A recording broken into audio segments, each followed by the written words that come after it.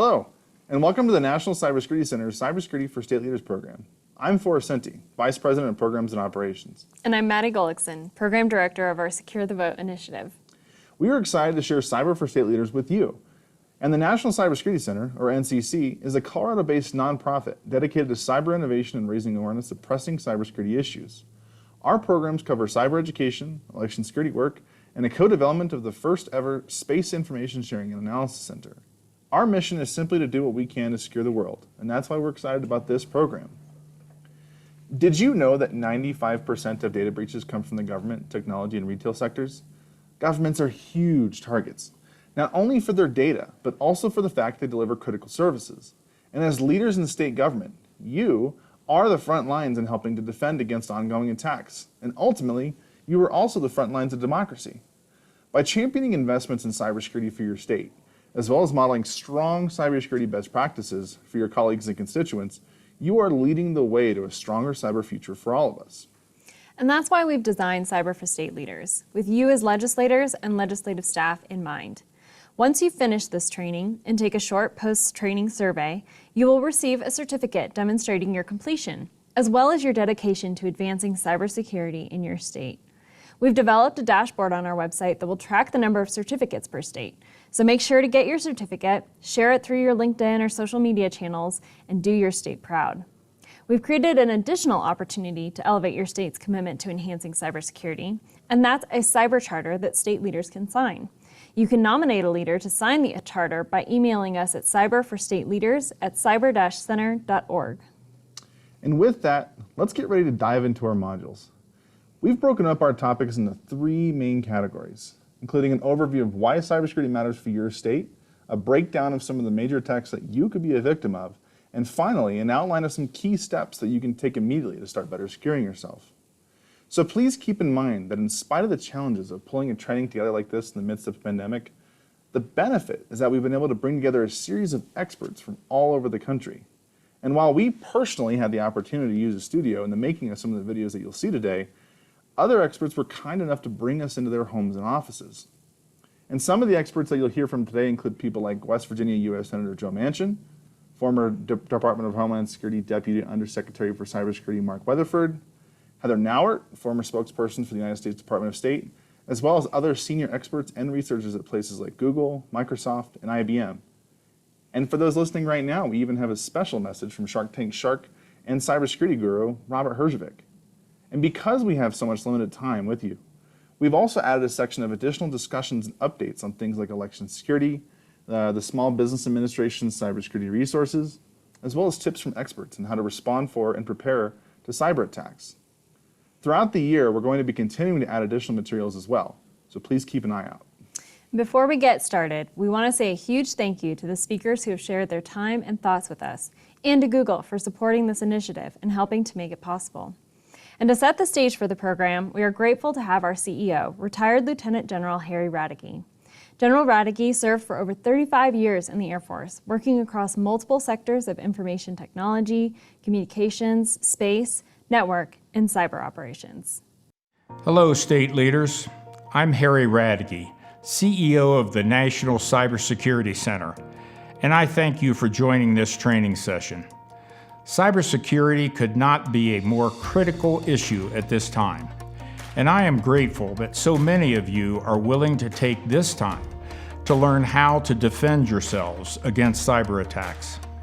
I have worked in the areas of network operations and cybersecurity my entire career, from protecting the global information networks of the Department of Defense to developing cybersecurity risk management programs throughout various sectors of government, industry, and academia.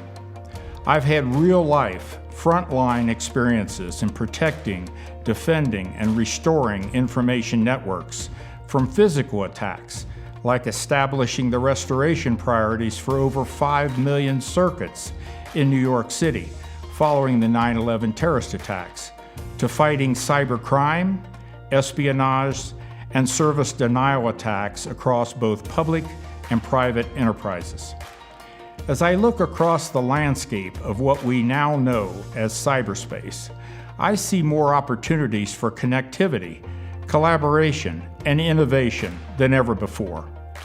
But at the same time, I also see the rise of foreign threat actors, criminal organizations, and nefarious individuals who can do nearly irreparable damage with a few swift keystrokes. Never before have we dealt with such instantaneous threats, leveled against every sector of society, working daily against our individual identities and assets, critical service distribution systems, information trustworthiness, and the integrity of our most important critical infrastructures. The most recent Microsoft Exchange vulnerability, targeted at the tail of the SolarWinds incident, reveals just how important cybersecurity has become at the federal, state, and local levels of government. And of course, the recent scare at the Florida water treatment facility only makes the connection between cyberspace and our physical space that much more real. Issues like these that states and localities are facing today underline why your participation in this cybersecurity training is so important. State governments provide many services and functions that are critical to maintaining the integrity of our democracy, and you are a critical part of the defense of those activities. So not only do I hope that this raises your level of engagement on cybersecurity topics, but I hope you take advantage of individual cyber best practices shared here today, because by doing so, you are strengthening your state's operations and defenses. Thank you and enjoy the training.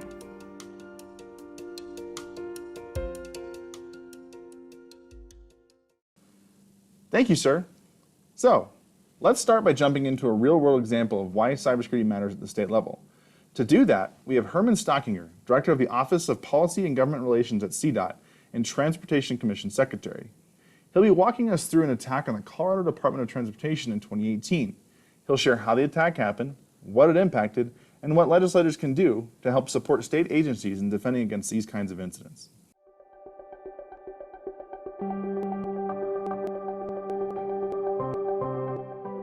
Hello, my name is Herman Stockinger.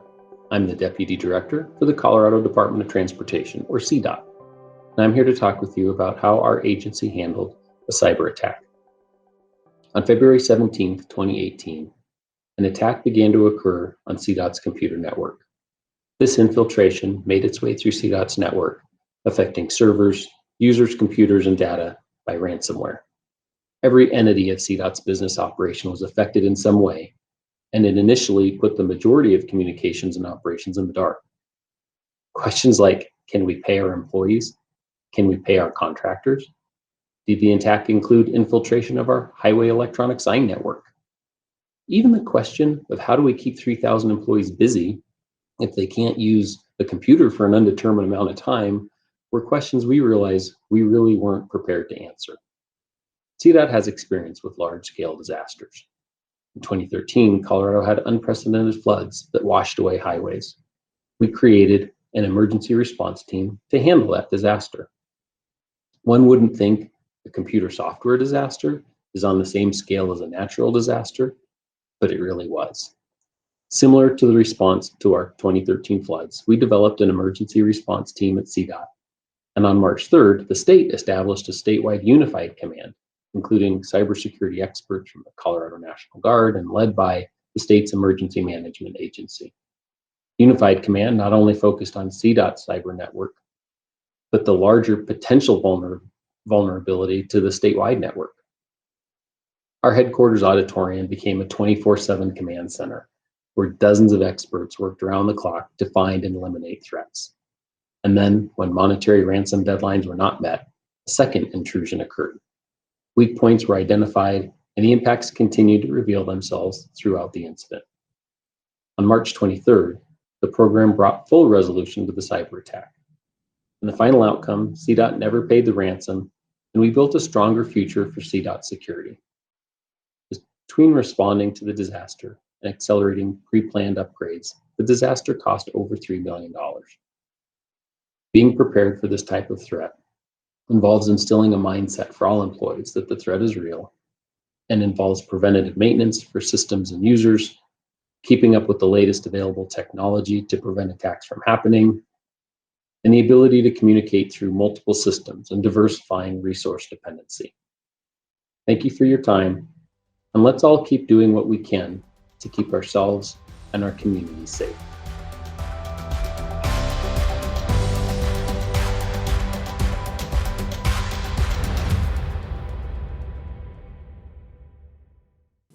Herman, we truly appreciate you walking us through that experience.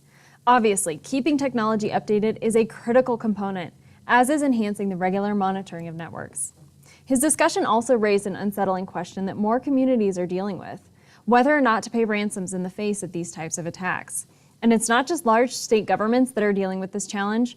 Cyber attacks on local governments have increased nearly 50% since 2017. Often the attacks look and feel similar to the CDOT example, where data and files are ransomed in exchange for a large payoff, usually in the form of cryptocurrency. Governments must either make the choice to find or reconstruct a backup of the information being ransomed, or pay. Attacks like these on local governments, or even hospitals or school districts, can be crippling because communities may not be properly resourced with the tools, staff, and best practices needed to prepare against criminals. If they don't have the needed structures and resources, chances are they don't have backups or monitoring in place to avoid paying the often hefty ransom. And every dollar spent to a cyber criminal is a dollar not spent in that community on critical needs and services. This leads us to another critical discussion point. As we work from broad cybersecurity issues at the state level to your personal security, we want to emphasize the varying levels of complexity involved in securing enterprises. Personal security can feel very complex, which is why we're excited to share the resources that we will today. But the time, resources, and strategy required to protect entire state and local enterprises is incredibly challenging. Basically, while the steps we will walk through later on will make you personally much safer, the steps to make state enterprises secure are far more costly and intensive, and your role as state legislators is critical in supporting those efforts. Absolutely. And why, like Maddie said, while there are best practices, cybersecurity resources and tools are not one size fits all. And part of the challenge in navigating this policy area is that fact. So in order to move forward as communities, states, and the country as a whole, we have to continue to learn what our communities need and how to maximize local, state, and federal resources to meet those needs. Heather Nauert, former spokesperson for the United States Department of State, is here to share a little more about the threat landscape and the various levels of governance that society are facing, as well as a key exercise that various organizations can develop to highlight gaps, as well as clarify strategies in responding to incidents.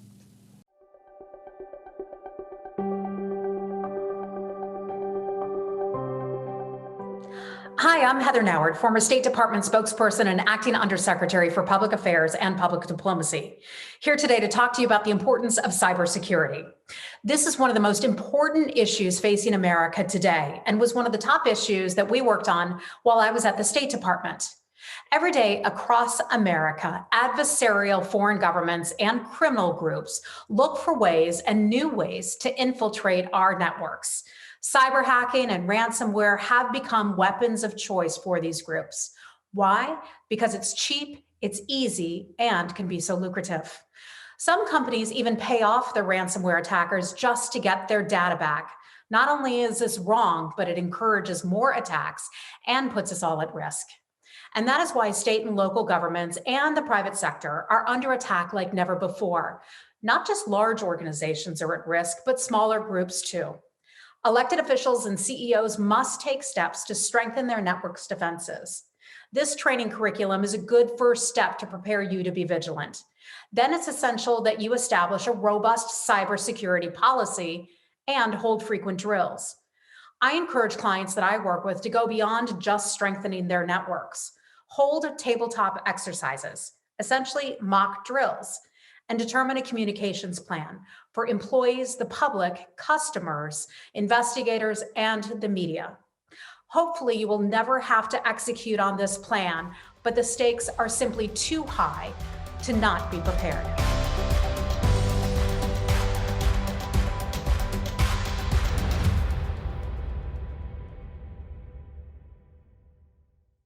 Thank you so much, Heather. I know here in Colorado, the Secretary of State's office hosted a tabletop exercise on cyber attacks and elections, and it certainly helped drive a lot of great strategic connections and discussions.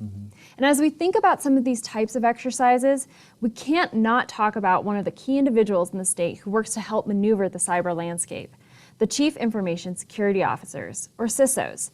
In your state, they may go under another name. While primarily responsible for helping to protect the state enterprise, CISOs can be key in connecting local communities with resources, as well as help drive policy direction.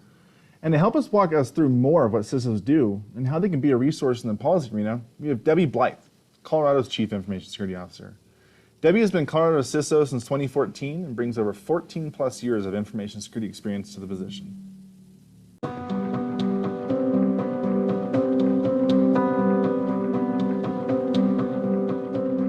I'm Debbie Blythe. I'm the Chief Information Security Officer for the state of Colorado.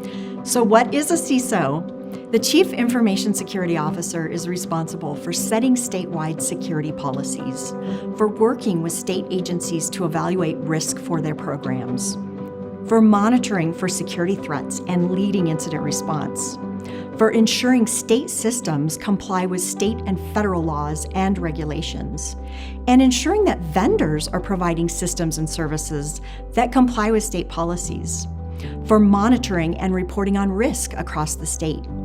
CISOs are protecting against things like ransomware, which lock up systems until you either pay the ransom or restore from backup. Also against denial of service attacks, which can take important systems offline, and also against data theft. Now, to do that, we need to have a good security program in place that is continuously evolving to make sure that we are protecting against current threats. We also need visibility across all state agencies and people monitoring our networks and systems to ensure that as an attack is occurring, our teams can detect and stop the attack to minimize damage. It's super important that legislators have some understanding of cybersecurity concepts so that they can protect themselves as well as empower state CISOs to defend state systems. So what can you do to help? Your state CISO would love the opportunity to talk to you about their cybersecurity programs. They can provide a status update on what they've accomplished and where they still need help. And they need your help in funding and prioritizing their programs to ensure the systems in your state remain continuously available with data well protected. Also, listen for bills that may have a cybersecurity impact.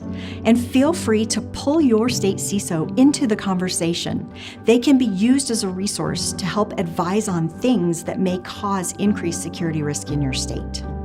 I'm Debbie Blythe. Together we can make America a safer place for all of us and protect what matters most.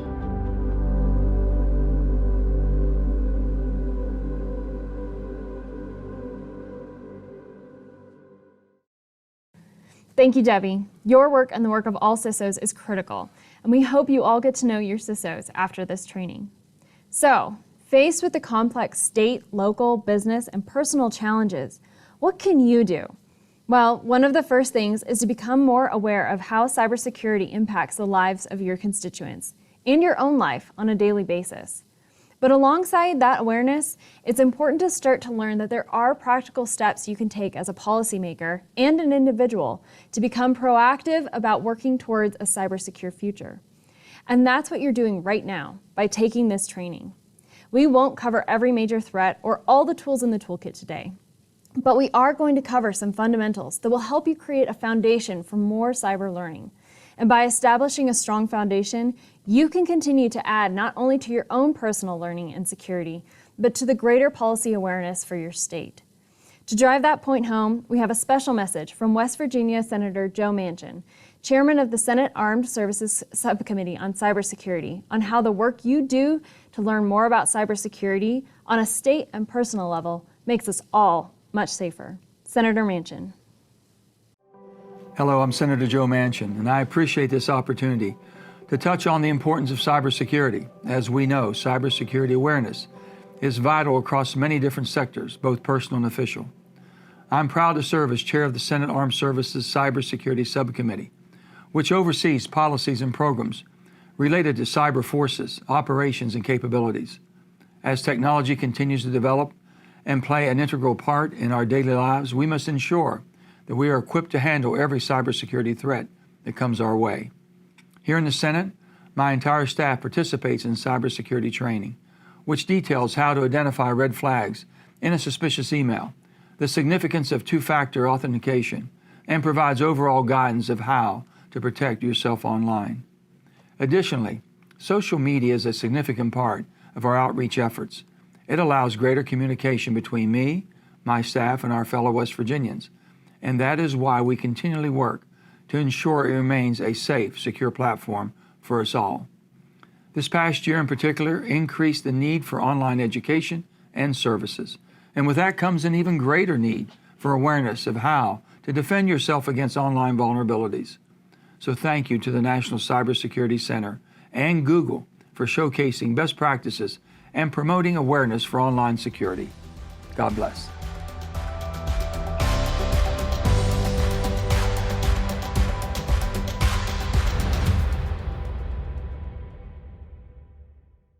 Senator Manchin, thank you so much for your hard work and leadership on this issue. And as he pointed out, you as legislators and you as staff can all be a key part of your state's cybersecurity. So thank you again for taking the time to invest in it. And with that, the next module is going to tackle what a lot of the standard cyber attacks are and why they succeed. Then we're going to jump into how you can defend yourself against those types of attacks.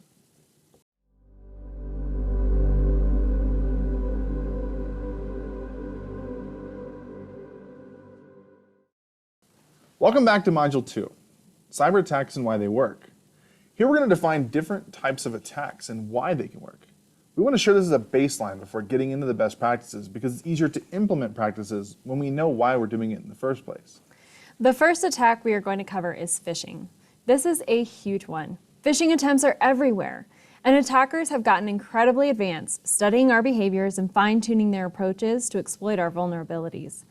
In order to better prepare ourselves against this type of attack, we need to understand what it is and why it works. So Forrest, take it away.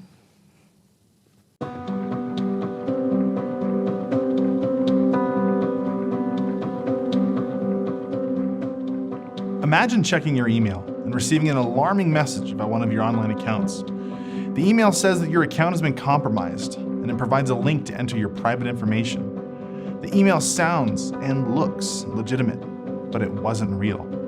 Instead, it was sent by cybercriminals looking to phish you. Phishing and spear phishing are some of the most prevalent cyber scams because they work.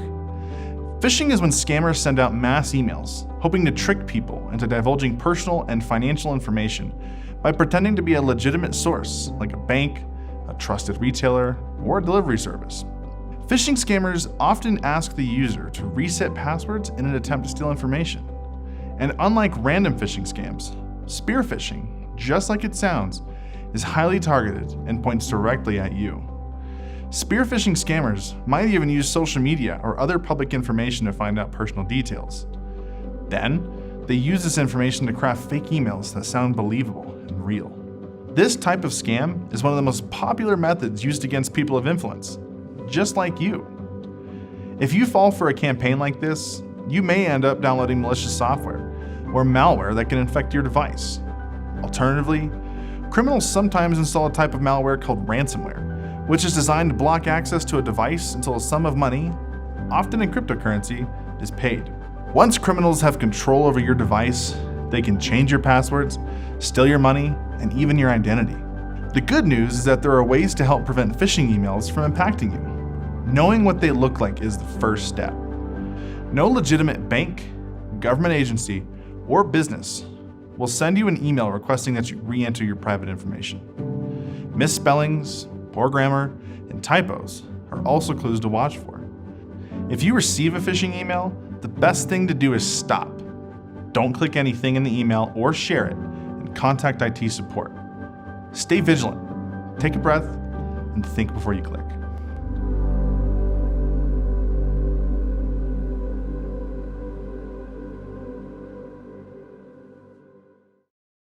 Thanks so much for that, Forrest. One of the things criminals and bad actors are trying to get through phishing or spear phishing attacks are your passwords. If a criminal doesn't get your password through a phishing attempt, they may try other ways. And here to share more about that is Thomas Russell, our Cyber Education Manager.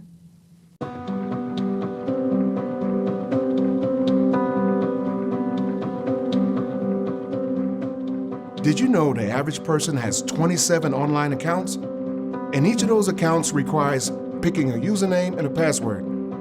I'm sure you all have heard of the advice to pick complicated passwords, but many of us still choose the ones that are easy to remember. On top of that, a lot of us use the same passwords for all of our online accounts, which only increases the chances of being compromised. Part of the reason we may not get too creative when it comes to passwords is because we might assume it takes a lot of work to hack millions and millions of passwords, and so ours is likely safe. But it's not as hard as you might think.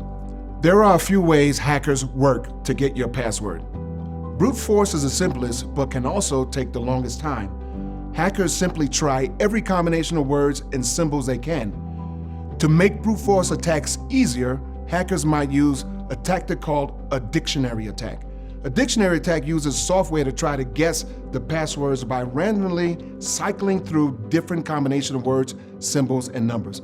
Some dictionary attack software can work through millions of combinations per second. Be careful answering public survey questions on social media about where you went to high school, what year you graduated, and what city you're from. Criminals can use these hints to try and break your password. Another popular method hackers use to get our passwords is through phishing attacks, or sending fake emails trying to impersonate legit businesses in an attempt to get your credentials. Start with using a password manager. These require you to remember only one complicated password to access your personal password vault. For all your other accounts, the password manager generates complicated random passwords. If you don't use a password manager, try using phrases instead of single words. And whatever you do, don't write your password on a sticky note and leave it on your monitor or on your desk where someone else can see it. Remember, your password is the first line of defense to protect your online information and a starting point for all good cybersecurity.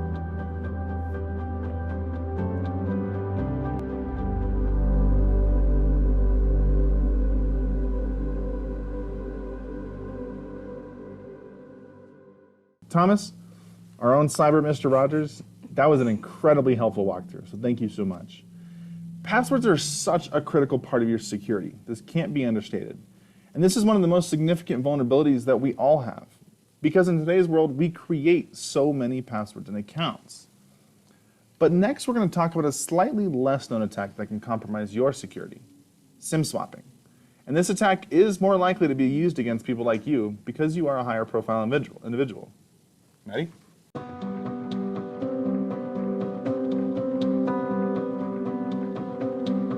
A SIM card is a small plastic chip in your phone that tells your device which cellular network to connect to and which phone number to use. Most of us don't think twice about our SIM cards, except maybe when we get a new phone. But we should. SIM swapping is a cybercrime that occurs when someone contacts your wireless carrier and manages to convince the call center employee that they are you. Cybercriminals do this by using information from previous hacks, data breaches, or something you publicly shared on social networks. Then, they trick the call center employee into switching the SIM card linked to your phone number and replace it with a SIM card in their possession. In some cases, SIM numbers are changed directly by telecom company employees, bribed by criminals. Once your phone number is assigned to a new card, all of your incoming calls and text messages are routed to whatever device the new SIM card is assigned to. This makes it easy for a bad actor to access your online accounts because they can use two-factor authentication against you because they are now the ones that account security information is sent to. The devastating results could be anything from selling your social media accounts to stealing your identity. So how do you protect yourself? First of all, contact your network provider and select a PIN that anyone calling to make changes will need to know. Secondly, use better two-factor authentication, such as the Google Authenticator app, rather than short message service, aka text. The Authenticator app links to your phone rather than your phone number, meaning that a hacker would need to get a hold of the actual device in your hand. The next time you pick up your phone, just remember there is more than one way to hack your accounts, and it could come directly from your number. Stay vigilant. A little extra caution could make all the difference.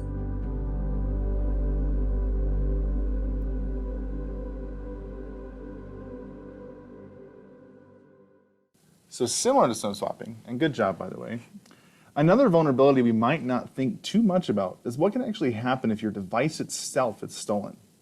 As legislators, you actually might be a greater target for this type of attack as well. And here to tell us more is security expert Maurice Turner.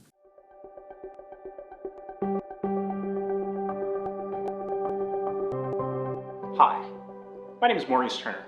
I'm an election security expert. I'm here to talk to you today about the threats that you might face at the intersection of physical security and cybersecurity. The challenge with physical security is that sometimes those cybersecurity protection measures you have in place can be bypassed if an intruder has physical access to your device or systems. I'll start off with a couple of tips that might be helpful to you. First, consider using a second factor of authentication, like a security key. It works together with your strong password in case that strong password is stolen or somehow compromised through a data breach. Secondly, consider having an automatic lock on your devices. This can be as short as 5 minutes. So that way, if an employee steps away from a device, the system automatically locks without the employee having to do anything. Lastly, many mobile devices have built-in remote wiping or remote tracking features. These can be activated if a device is lost or stolen and turn that device into a digital paperweight. To help put this into practice, here are a couple of scenarios that can get you planning in the right direction. The first scenario: what would happen if you needed to evacuate your building and be out of your office within 60 seconds? What devices could you quickly lock down, and what devices would remain open and unlocked for an intruder to potentially have access to? A second scenario to consider is, what would happen if an employee called you to say that their device had been stolen from their home office overnight? How would you be able to restrict access to the data that's on that device, or to help prevent that employee from being impersonated online? These are just a couple of things to consider at the intersection of physical security and cybersecurity. And as always, practice makes perfect. It's just like buckling up when you get into a car. At first you had to learn it, and someone had to show you, but now it's just second nature. So hopefully security will be second nature to you as well. Thank you for your time, and especially thank you for your efforts in keeping yourself and our community safe.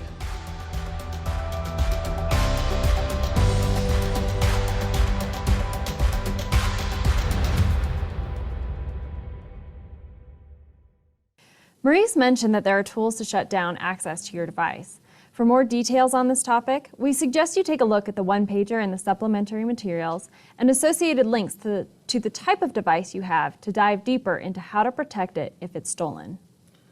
So to close us out of this section, we're going to switch gears for just a second to an even less tangible threat, but one that now takes place in our world daily, that of misinformation and disinformation.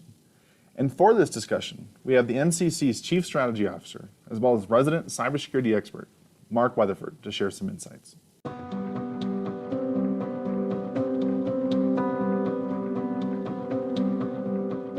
Hello, my name is Mark Weatherford, and I'm the Chief Strategy Officer at the National Cybersecurity Center.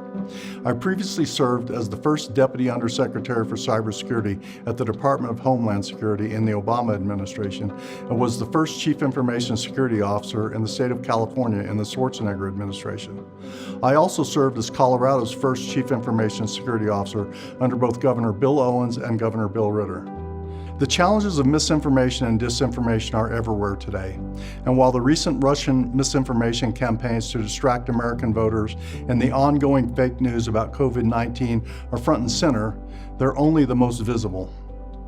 History is rife with fake news, everything from Sasquatch to the Flat Earth Society and aliens from Mars to the Pigman. Someone is always out there looking for new ways to exploit those people willing to listen. You may remember the Twitter incident in 2013 when hackers compromised the Associated Press Twitter account and tweeted that there had been explosions at the White House. This was a legitimate source, so most people, for a very short time, assumed the information was factual. The stock market even took a quick but dramatic dip following that tweet. I recently read a story about a sign taped to an elevator in an apartment building informing people that using the elevator would soon cost $35 a month. The tenants were outraged and launched a social media attack on the building manager, only to find out that it was a prank. Unfortunately, the damage was done, and cleaning up the mess took far longer than starting it. A quote attributed to Mark Twain goes, "A lie can travel around the globe while the truth is still putting on its shoes." With the vast reach of social media today, that quote should be amended to say, "A lie can travel to the moon and back while the truth is still sleeping." Misinformation is simply false information, while disinformation is the intentional spreading of that misinformation. While the strict definitions are slightly different, disinformation is a challenge today because social media has created vast opportunities for sharing information that simply didn't exist just 10 or 20 years ago. Combating disinformation is a challenge, make no bones about it. But there are a few things we can all do, and they involve critically thinking about and evaluating information before sharing it. It's an unfortunate sign of the times that we should all be a little paranoid about what we read online today. Here are 8 things to critically evaluate before reacting to social media clickbait. 1. Can you readily identify the source of the information, and is the source credible? Sometimes it's difficult to determine, but if it sounds sketchy, it probably is. 2. Are there multiple sources providing the same information, or is it just one lone enlightened source? That's a red flag. 3. Does it evoke a strong emotional response? Memes have become notorious for generating quick emotional responses because it's so simple to just repost or retweet a meme without even thinking about it. 4. Does it sound absurd on its surface? Again, sketchy probably is. 5. Check the dates. Stories and pictures often resurface years after originally posted, usually with just a new twist on the message. 6. Is it time sensitive or is it going to cost you something? These are always red flags. 7. Does it appear to be just satire or is someone just trolling for fun? 8. Does it leave you with questions like, something seems missing here, or these facts don't add up to a complete story? If so, maybe dig a little deeper before becoming another victim in the thread of disinformation. Disinformation and fake news are tearing at the fabric of our national and even global society, pitting family members against family members, friends against friends, and political parties against political parties. All of us need to be consciously aware of how we're consuming information, and more importantly, how we're sharing and spreading information to ensure we aren't contributing to the problem. With some simple critical thinking, we can all be part of the solution.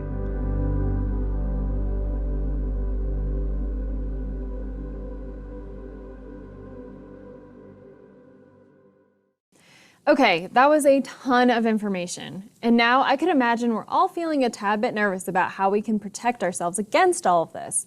But the great thing is that if you incorporate the next module's habits into your daily life, you will significantly reduce your risk of any of these attacks being successful against you. And again, that's crucial because the safer that you are, the safer that your colleagues and constituents are. And so if you have any questions about any of the material that we just presented, please be sure to email us at cyberforstateleaders@cyber-center.org. And with that, I think we're ready to dive into our last module.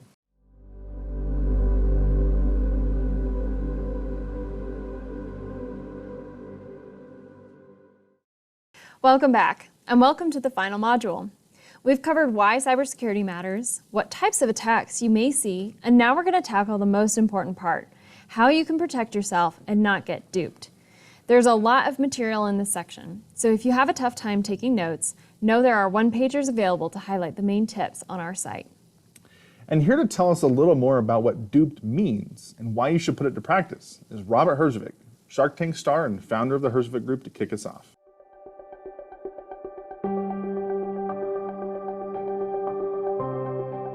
Hi, this is Robert Herzog. You might know me from Shark Tank.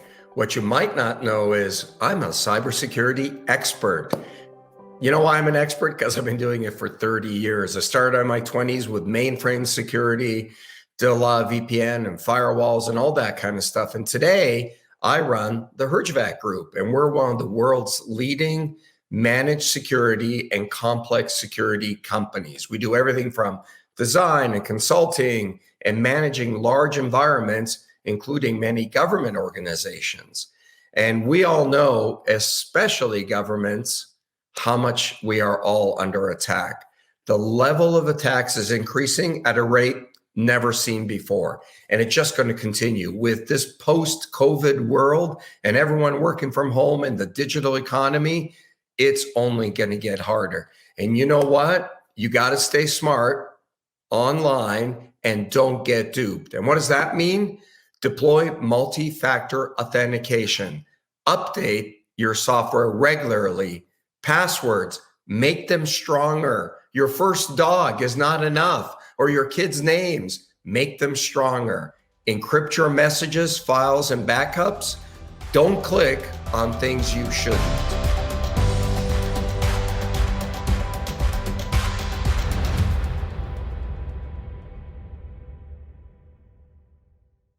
Thank you, sir. We couldn't have said it better. Now let's get into the details. To start with deploying multi-factor authentication, we are pleased to have Lucian Teo, Google's online global safety lead, to help clarify what MFA is and how we can and should be using it.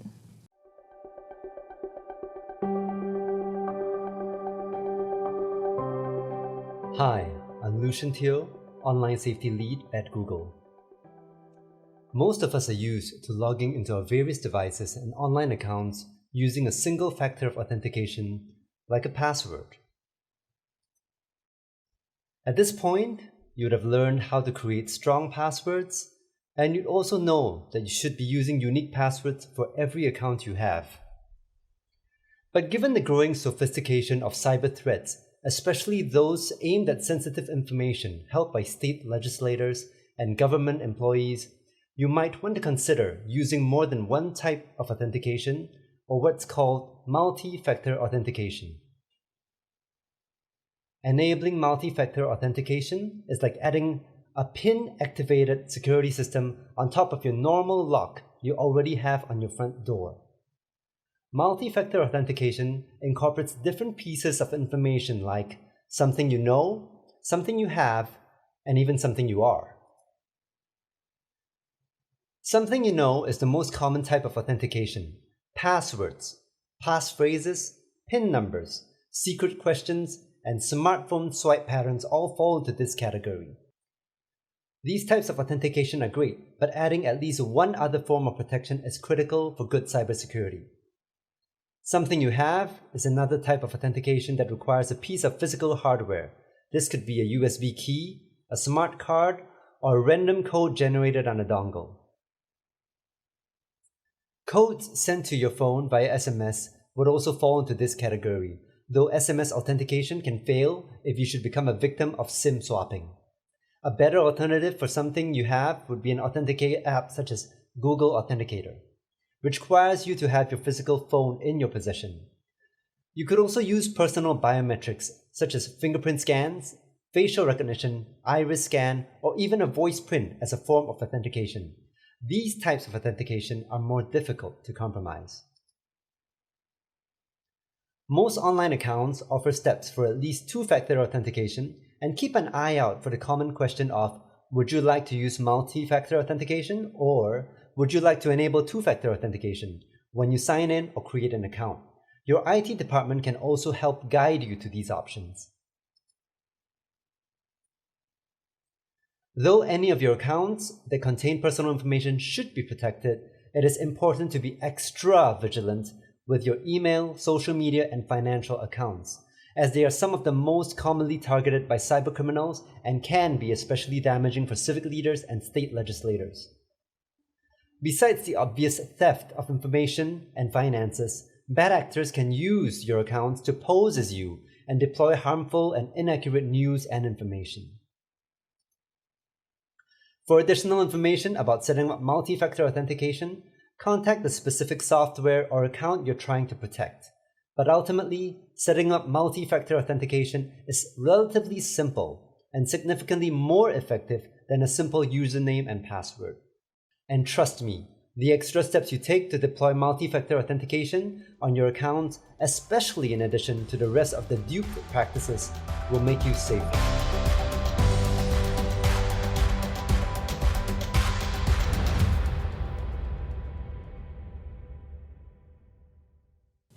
Great explanation, Lucian. Thank you for that. I know for me, I learned a few things and actually enacted some of them, so thank you. And next up is software updates, why they matter and how to do them. Software updates are particularly useful in protecting against malware attacks. And here to share with us what to do is Ethan Chumley, Senior Cybersecurity Strategist for Microsoft's Defending Democracy program. Ethan, take it away.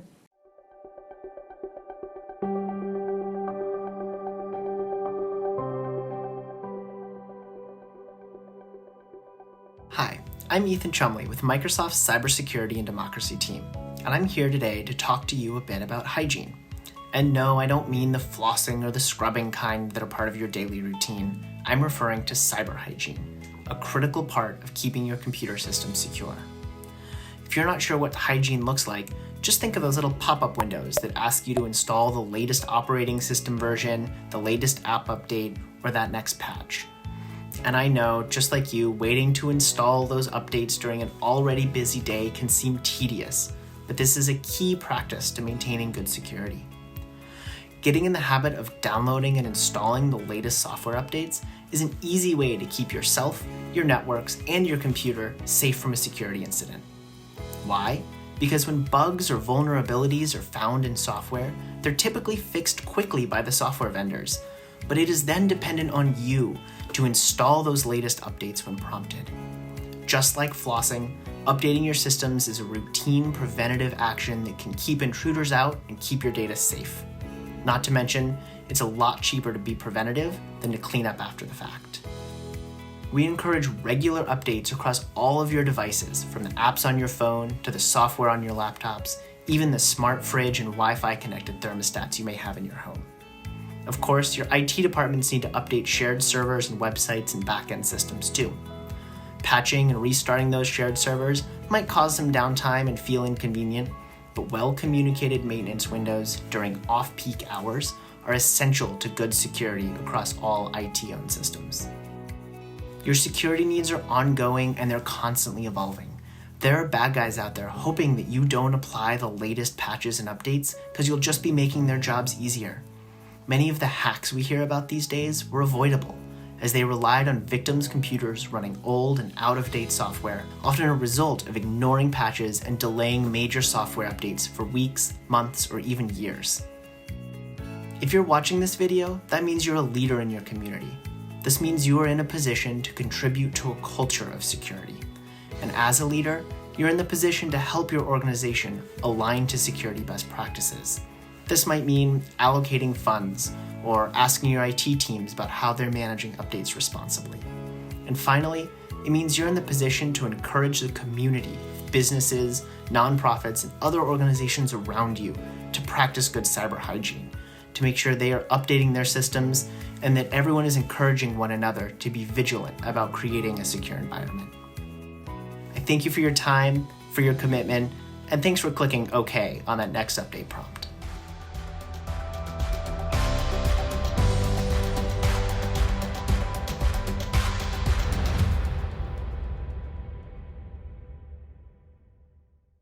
Thank you, Ethan. If only we could get into the space of thinking through our cyber hygiene like we think about our regular hygiene habits. That's true. So now let's dive back into passwords for a little bit. We keep bringing this up because this is one of the most challenging things to keep track of, and again, potentially the source of our biggest vulnerabilities. So please join us in welcoming Stephanie Carruthers, the Chief People Hacker from IBM's X-Force Red team. Stephanie is a career white hat hacker and is here to give us the tips the experts use to make and protect their passwords.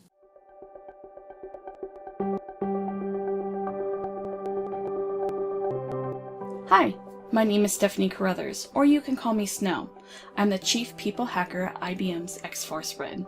I'm so excited to be talking about passwords with you today. Now, to set the stage a little bit, my team and I were a bunch of hackers. We're paid by organizations to find flaws in their cybersecurity before criminals do. Now, with that being said, I wanted to say that I'm coming at this from an attacker point of view.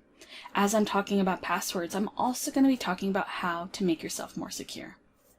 So you might hear things like, your password should be strong and secure, or your password should be long and complex. But what does that actually mean? First, let's take a step back to really understand how criminals can crack or brute force passwords. So let's say you're signing up for a new website and you enter in your new password. Well, what the website does is it takes that password, it scrambles it all around, and it saves it in a database. That scrambling process is called hashing. So, if a criminal breaks in and steals all the hashes from that database, they can't just read your password. But what they do is they use really powerful computers and word lists. Now, each word on the word list is hashed as well. It has that same scramble. So what they do is they take your hash of your password that they got from the database and they run it against their word list. And once they find a match, they know exactly what your password is. Now, here comes in your password should be long and complex. So, if you take a password that's only 8 characters long and let's just say lowercase letters, that could take seconds to crack. Now, if you take a password that's 10 characters long, let's say 8 lowercase letters and 2 special characters, that could take hours to crack. Hopefully you see where I'm getting at here. Take a password that's 12 characters long and a mix of random uppercase, lowercase, special characters, numbers, just this mix of things. That could take years to crack, which is perfect. A criminal's probably not going to wait years for your password. They're going to move along to someone else. Now, what do I recommend? I say to be safe, 16 characters, and make sure it's that complex, that randomness. You want to make sure you cannot read any words or see patterns. The key here is the randomness. Now we're on to our next issue of password reuse. So let's say there's a website you log into often. Let's go with your bank. And there's another website you frequent just as much, maybe a social media platform. When you created accounts on these, they probably had some type of strong password requirement. So you use the same one on both websites. Now, maybe that social media platform had not a great security posture. An attacker was able to hack in, steal the hashes, crack your password, and they now have your username and password. Well, attackers are clever. They know that you probably use the same password through different logins. So they might try them at other places, like your bank. Now, that is an issue, but to combat this, we can use password managers. Now, password managers is a place, think of it like a database that stores all of your usernames and passwords to every login that you have. Now, there's many options for password managers. Most of them even have free tiers for the everyday consumer. So what you do is when you sign up for an account, it can be a little tricky, especially as you're adding in all of your accounts, but I promise you it's worth it in the long run. And even as you're signing up for new accounts, they do things like they generate those long, random, complex passwords for you, so you don't have to think of them yourself. They also autofill for you, so you don't have to go in and dig through things and try to find your password. There's lots of conveniences. They have mobile apps, they have browser plugins. They're definitely there for your convenience. So you might be thinking to yourself, great, I've solved a couple of issues. I know how to make a long, complex password to my password manager, and my password manager stores all of my unique login credentials. Now, what happens if an attacker actually gets the password to my password manager, or still another website that has a long, complex password? Then what? Well, this is where multi-factor authentication comes into play. Sometimes it's referred to as two-factor authentication. Essentially how it works is if you log into a website and you supply your username and password, you still have to supply a second factor. Now that might be a code in a text message or something you have to approve on an app on your phone. There's different ways that this could work. But essentially, if the attacker doesn't have that second code, they can't log into your accounts. Now, it's really important that you deploy this everywhere you can across every account. Typically, it's under a security settings in your account. Now, this isn't the silver bullet.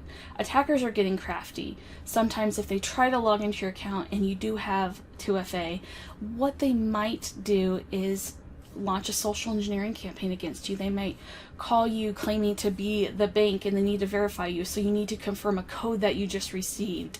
Or they might text you and say, hey, I used to have this phone number. I accidentally sent my code to you. Can you give it to me? Under no circumstances should you ever give out this code. No organization is going to call you for your multi-factor code or for your password for that matter. Alright, a couple of takeaways. Your password should be at least 16 characters and random. The randomness is key here. You should also have a different password for every account you log into. You can use a password manager to help you do this and even help you generate those long and complex passwords. And also enable two-factor authentication on every account possible. Thank you so much for your time, and keep doing what you're doing to keep ourselves and our community safe. Thank you. Stay safe.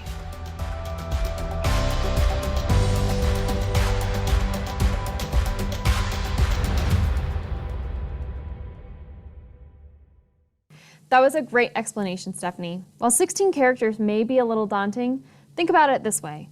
If you use a password manager, and there are several now, examples include LastPass, Keeper, Dashlane, then you really only have to come up with one super complicated password, and that will help keep you way more secure online. Absolutely. So next we want to talk about encrypting emails and files, and how to back those important files up. These two are thrown together because they are so complementary, and they again both help protect you against things like malware. They also help you protect you in case someone does get into your information. And so our presenter on this is NCC board member Leslie Kershaw from Siren Solutions, and we're excited for her to share her 20 plus years in cybersecurity to talk through encryption and backing up files.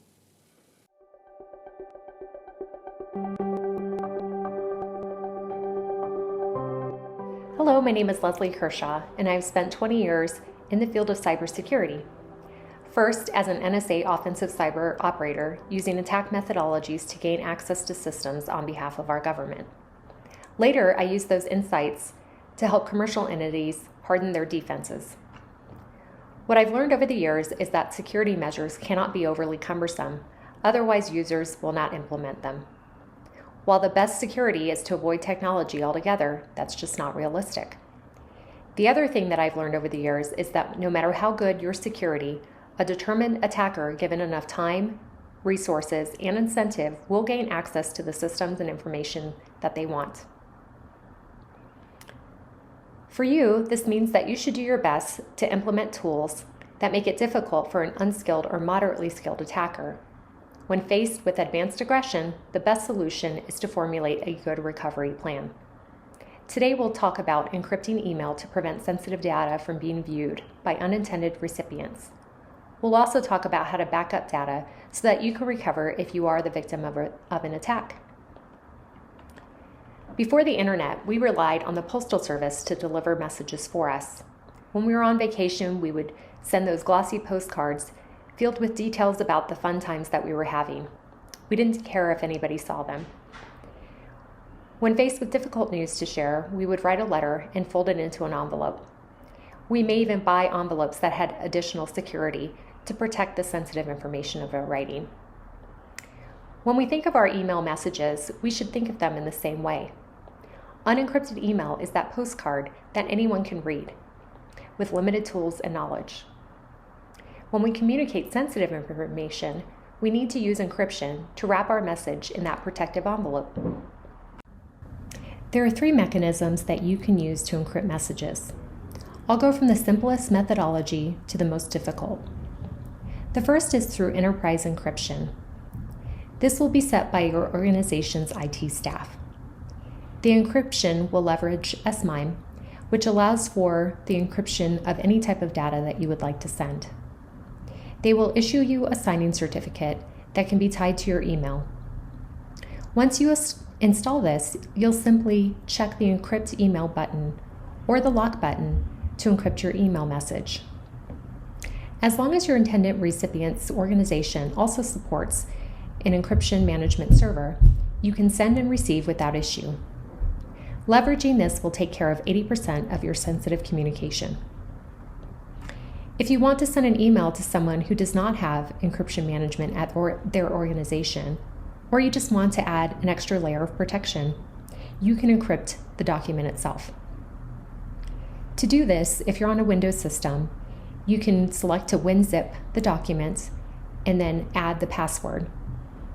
If you're on a Mac system, you can just set a password under a file. Make sure that you send the password over the phone verbally or through a text. Do not send it in the email, because if an attacker has access to the recipient's email, they can unencrypt your message. The last method is to use PGP on your email account and exchange keys with the intended recipient. The install and use of this goes beyond the time that we have left in this video, but there are great resources on the internet that can help you.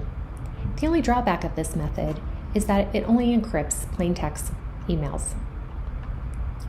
Encrypting emails will help you thwart lower-level attackers that attempt to pry into your personal data. Advanced attackers will use sophisticated methods to access your information and may even try to cause damage. Trying to recover from an attack is an emotional and time-consuming endeavor. It's best to prepare for it potentially happening by treating it like insurance. You build up the method to recover knowing that you might someday need it. Imagine that you knocked over a cup of coffee onto your computer right now and it won't restart. How would you recover all of that data? The simplest method is to back up your data in an automated way. Once the automation is set, you will never have to think about it again until it's time to recover. I like to use an external drive that I connect via USB to my USB docking port. That way, anytime that I connect my laptop to my external screen, which is also on my docking port, I'm setting up the automated backup without even thinking about it. If you're using a Windows system, just go to your system, then Settings, then Updates, and Security. You'll select that external drive that you just connected via USB. You'll set the interval, and the backups will begin. If you're using a Mac, you have two methods available to you.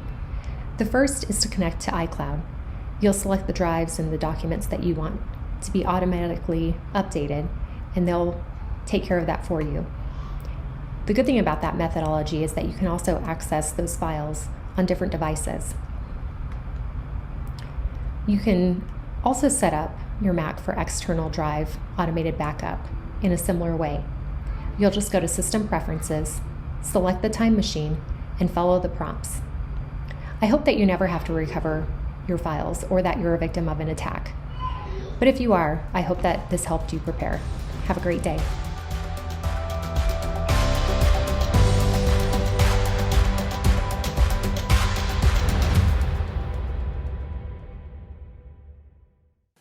Great discussion, Leslie, and extremely critical. Thank you so much for your tips. Really appreciate it.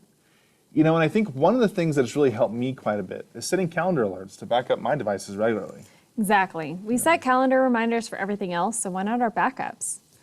Well, we have the final topic coming up next, and that's how to avoid clicking on things you shouldn't, and what to do if you accidentally did. To share about how to protect against this, we are pleased to welcome Google's Sunny Consalvo, researcher and security and privacy user experience team lead. Sunny, thank you so much for being here.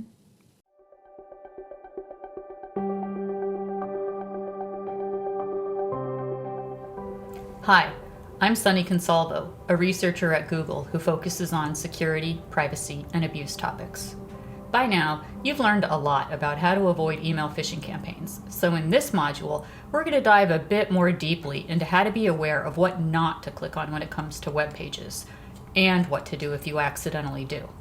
Let's be honest, we've all done something we shouldn't have. We've all clicked that link. You know, the one that takes you to a shady website or starts to download something onto your computer. So what are some ways to avoid doing that? First, let's talk about how you might figure out that you're on a shady web page. One sign might be that if you try to leave the page, you get bombarded with a pop-up asking you some version of, "Are you sure you want to leave this page?" Or maybe, "Install our antivirus program." That should be a red flag right there. Another sign might be that you get a pop-up to sign up for more information, especially if it's hard to click out of that, before you've even reached the actual content. If the site is only mildly shady, be careful to not share any personal information or sign up for anything on your way out, and just X out of that tab. But if it won't let you out, try closing out of your browser entirely. If that doesn't work and you're on a Windows computer, go to your Start button and look for your Task Manager. From your Task Manager, look for your internet browser in the list, select it, then end that task. If you're on an Apple computer, go to the Apple menu, select Force Quit, then look for your internet browser in the list and force it to quit. At this point, it would be a good idea to open your antivirus software and run a scan. If you're unsure how to do this, check in with your legislative IT staff or your personal organization's IT staff to walk you through those steps. Though you may end up on less savory sites through simple internet searches, another way can be from links you receive in an email or text message. Before opening a link from a text, make sure you know who sent it to you, that it's someone you trust, and then it really is them who's sending it.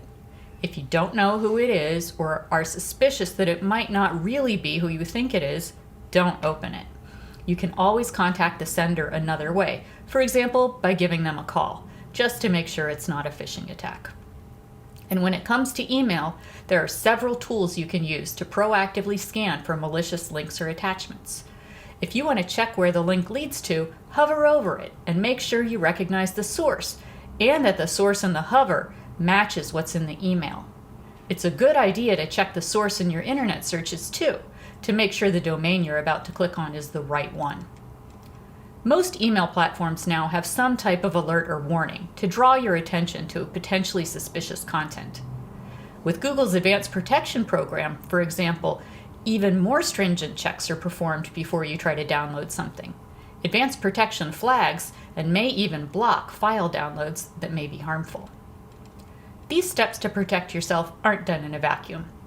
Remember to keep all of your software, apps, and devices updated, and ask IT for support in installing trusted antivirus software, firewalls, and email filtering. And of course, always back up your files. Criminals can't make you pay for information you already have. If you think your computer or device may be acting in a strange or suspicious way, or if you're simply unsure whether something is wrong, reach out to IT for help. Stay alert, practice good cyber hygiene, watch the other videos in this series for more information about what to look out for, and whatever you do, if you're not sure about it, don't click it. Thanks so much for your time. Your diligence keeps us all safer.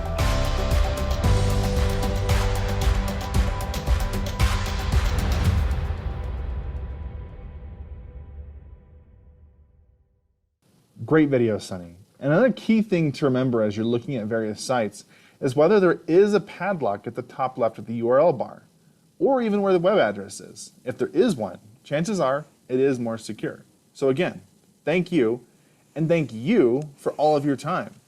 Please remember to take the short survey to get your certificate to share your commitment to cybersecurity. We will be tracking these certificates by state, so be sure to make your state proud with as many certificates as possible. And again, if you have a state leader in mind that you think should sign the cyber charter, or maybe it's you who's watching this right now, or if you have any other questions in general, please email us at cyberforstateleaders@cyber-center.org. Additionally, you will automatically be added to our newsletter that will share ongoing security tips and access to roundtable discussions on various issues. Please feel free to share that newsletter with your colleagues and constituents. Above all, we really do genuinely hope that you learned something today and incorporate some of the new habits into your cyber routine. We look forward to staying connected and appreciate all you do to serve your state. Thank you.